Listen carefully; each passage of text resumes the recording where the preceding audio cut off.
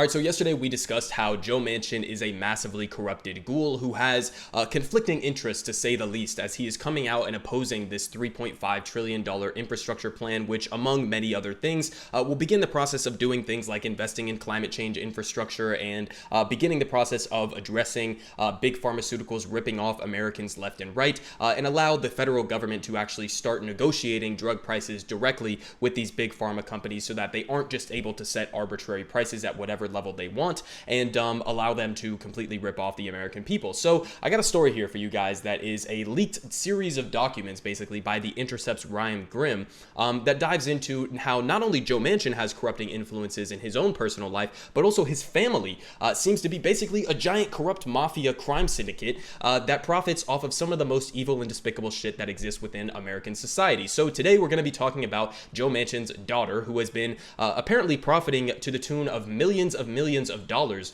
from price gouging Americans for Epi-Pens, which, if you don't know what Epi-Pens are, they're basically something that injects epinephrine into your veins. If you're having an allergic reaction, it can literally be the difference between life and death. It's an auto-injectable, so you just jab it into your leg when you're having an allergic reaction, and it can save your life. So price gouging people for something that is that pertinent and in need for people that actually need it is completely disgusting and despicable, but we're going to get into that. So basically, just to start you off here with a primer on Joe Manchin's daughter. So this is just a cute little story about some of her origins and how she ended up in the position of the CEO of one of these Epi-Pen producing companies. Well, West Virginia University closes book on fraudulent awarding of an MBA. So basically, she got an MBA without actually doing the work. So nearly 5 years after West Virginia University officials falsified records and awarded an MBA degree to the daughter of the state's governor, Joe Manchin, the school's academic integrity officer has closed the book on the scandal, saying there will be no further action against those involved in the decision. And so basically, the complaint centered on West Virginia University's October 2000 decision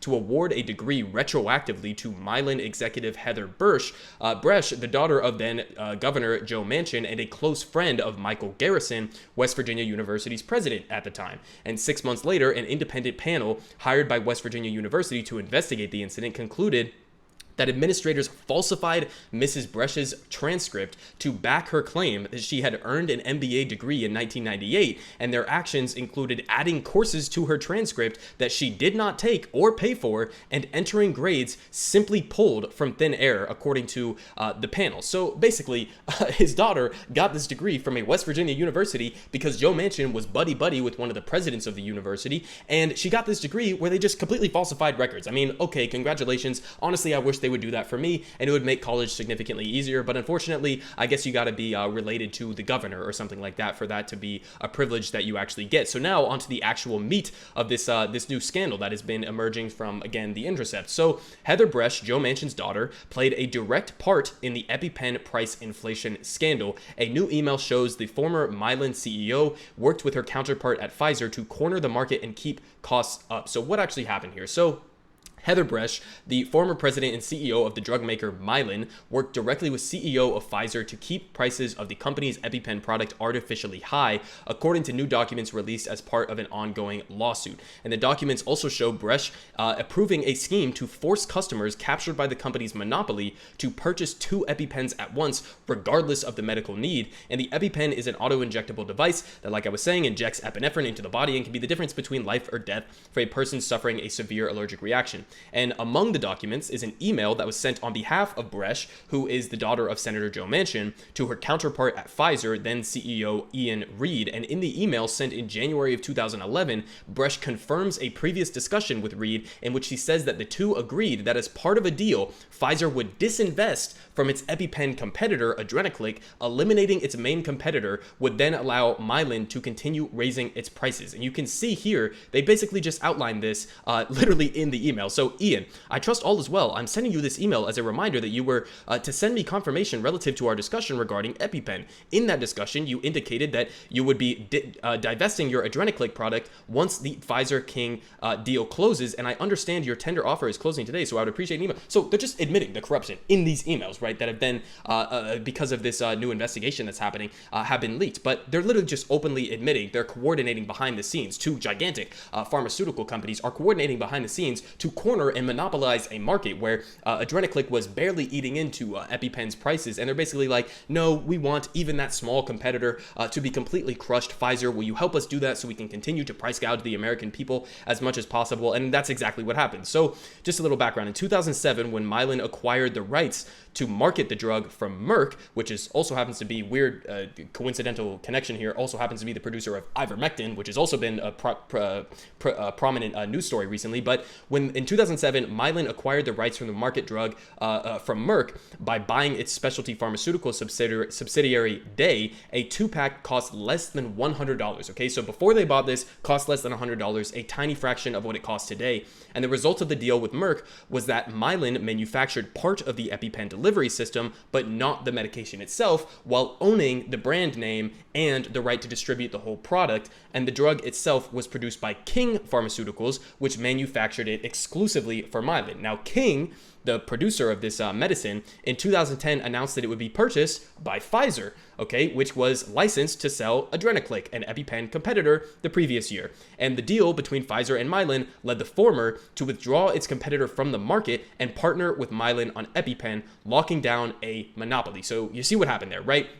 Pfizer and Mylan are beginning to buy up and beginning to own some of these subsidiaries that have been involved in producing various forms of EpiPens or Adrenaclick, which is a different version of the EpiPen. And then Pfizer, because of their conversations they were having behind the scenes with Heather Bresch and her Mylan counterparts, they were basically having conversations behind the scenes on how can we corner this market and sabotage our own investments. Pfizer was saying, we are willing to sabotage our own investments in Adrenaclick to help you corner the market so that we can both profit off of that. So it's just pure out in the open brazen corruption here. But they continue saying, following the deal with Pfizer, Mylan drove the price above $600 within 5 years. So it was at $100 and now it's at above $600 within 5 years. What changed about the product that would vindicate or justify a 5-fold increase in the price, a 6-fold increase in the price? Absolutely nothing. It was completely arbitrary. It was just so they could squeeze out as much profits from price gouging the American people as humanly possible. That's it. So they squeezed the price above $600 within 5 years. And meanwhile, Gail Manchin, Bresch's mother and Joe Manchin's, I guess, wife, lobbied states to require schools to stock epinephrine as the head of the National Association of State Boards in Education. So Joe Manchin's daughter's mother, I guess, I don't know if they're actually married in this scenario, but basically his wife or ex-wife, I'm not really sure on that, had a position as the head of the National Association of State Boards of Education and uses that position to then help her daughter price gouge the American people by forcing schools to buy these specific 2-packs of EpiPens so that her daughter can continue to price gouge and profit off of these people suffering. It's just a whole crime family that we have here. But they continue saying Gail Manchin was recently confirmed to serve as the co-chair of the Federal Appalachian Regional Commission, a government agency tasked with promoting economic development across the region's 13 states. So again, the entire family involved in this. Now, what was the reason why they changed the EpiPen from a singular pack to a 2-pack? Well, not going to surprise anybody if you've been watching this video so far. It was basically just to extract more profit. So the idea to eliminate the single pack was batted around internally in late 2010 and early 2011, according to emails produced in part of the suit. And Mylan executive Bruce Foster proposed the idea as a way to double revenue and create a strong potential generic defense. But by January 2011, it had become dubbed Project X2 or Project Times 2, and the executive spent the next several months executing it. So again, eliminate the single EpiPen. Why? 1, double the revenue, and 2, strong potential generic. So they're literally just saying, we just want to price gouge people more. So we're going to require them to buy 2 instead of 1. Why? I don't know, more money, I guess. And the company's executives cited no medical justification as the purpose for the change at the outset of the project and later sought to generate one after the fact. And Ivana Kopanja, an associate project manager in the Mylan marketing and sales operations division, wrote to 2 other employees in March 2011, quote, senior management is having a meeting with Heather April 1st and wanted to provide her with an update on Project X2. I know that you are working on creating a medical rationale for Project X2. I'm pulling a slide together together that will be used. Would you be able to would you be able to forward me the information I should include for the rationale? So basically just making it up on the spot. So listen, okay, what is the takeaways from this story? First of all, takeaway number one, Joe Manchin's opposition to the $3.5 trillion infrastructure bill is nothing. It's entirely for corrupted reasons. It's for his family's corruption. It's for his own personal corruption. He is just a corrupt motherfucker. Don't take his value or his word at value in any way, shape, or form. He represents ExxonMobil. He represents Big Pharma. That much is very obvious and clear. But the second takeaway from that is it's not just Joe Manchin. It seems to be his entire family that's willing to profit off of some of the darkest and most corrupt aspects within our entire system. And three, which kind of leads away from that second point, is we need to nationalize Big Pharma, okay? There is absolutely no reason why the profit motive belongs in developing Epi-Pens or any other pharmaceutical products whatsoever. So nationalize Big Pharma, get corruption out of politics, obviously, but nationalize Big Pharma. The government should be producing these things at cost. There's absolutely no reason for corrupt motherfuckers like Heather Bresch and Joe Manchin to be able to make policy decisions and then profit off of this ridiculous, disgusting, rapacious price gouging.